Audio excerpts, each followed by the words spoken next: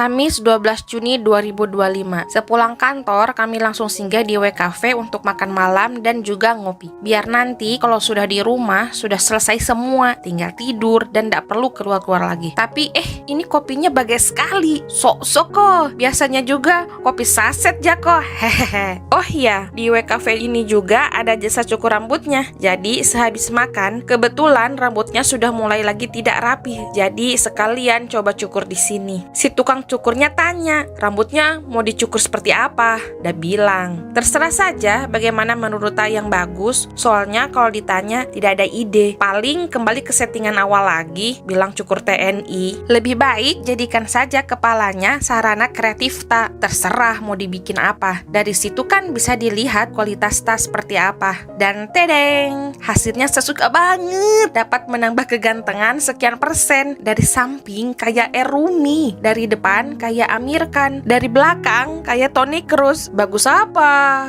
Recommended juga tahu Wadi, cukur di W Cafe.